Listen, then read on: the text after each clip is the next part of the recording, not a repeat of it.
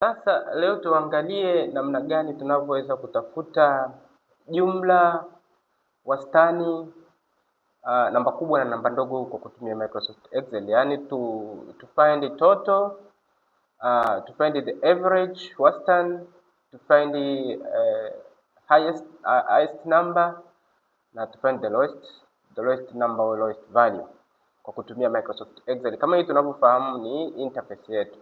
Labda hii hapa tuseme table yetu hii hapa ilikuwa ina majina ya wanafunzi A, B, B mpaka E. Wale wanafunzi walikuwa labda wamefanya masomo ya physics, chemistry na biology. Marks zao nilikuwa nimezijaza hizi hapa kama mnavyoziona.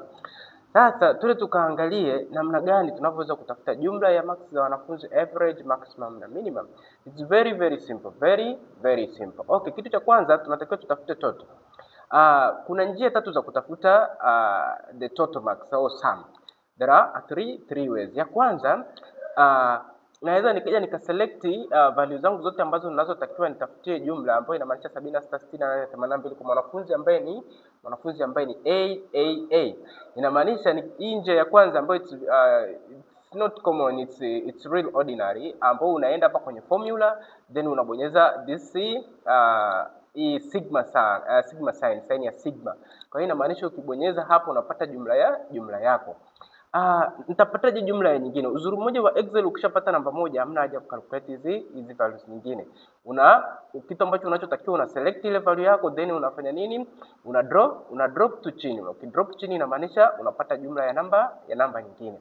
This is the first way, namna gani ambao unaweza kaja ukatafuta sum kwa kutumia Microsoft Excel. Njia nyingine ambayo mtu anaweza kaja akatumia kutafuta total kwenye Microsoft Excel, it is by using formula. Kaja nikasema ukitaka kutumia formula lazima utaanza na alama ya sawasawa, equal sign. Then after, baada ya kuandika alama ya sawasawa, njia hii ni njia ya pili ninakuonesha. Utaselect value ya kwanza, utabonyeza alama ya jumlisha, utaselect value ya pili, utabonyeza alama ya jumlisha, utaselect value ya tatu.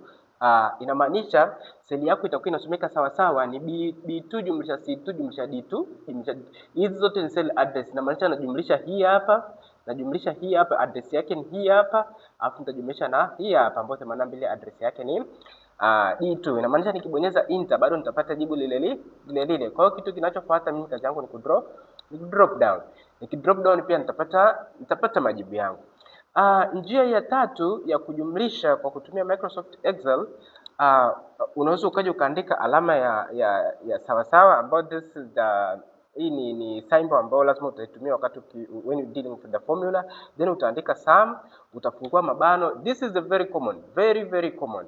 Inamaanisha mimi ninataka nijumlishe value zangu hizi hapa zote. Kwa hiyo nitazi highlight then nitafunga mabano, nitabonyeza okay, nitapata majibu yangu. Nikitaka kupata majibu mengine then nita drop down.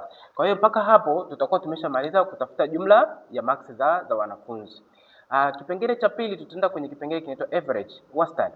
Wastani ninatafuta wastani wa masomo matatu. Tunajua wastani ni sawa sawa na jumla gawanya kwa idadi. Inamaanisha nichukue 226 nigawanye kwa 1, 1, 2, 3. Kwa hiyo nitapata wastani. Okay, ni sawa sawa hapa niseme hivi, hii hapa ni sawa sawa na hii 226 nigawanye kwa 3. Inamaanisha hiyo hapo ndo nini? Hiyo hapo ndo wastani, average. Kwa hiyo nikibonyeza enter inamaanisha nitapata 75.33. Lakini this is not a common way ambayo inayotumika. Njia ya kwanza ya kutafuta average, unaweza ukaja uka highlight hizi namba hizi hapa, kwa sababu hizi hapa zipo in series. Inamaanisha ikitoka total itaingia average automatically. Nataka nitafute average, inamaanisha nitaingia hapa pia nitaingia kwenye formulas, then nitaingia kwenye hii drop down icon.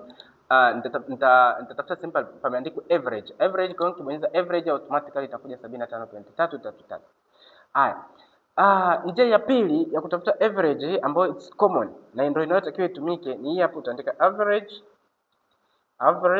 ambayo average ya nini? Average ya physics, chemistry na biology.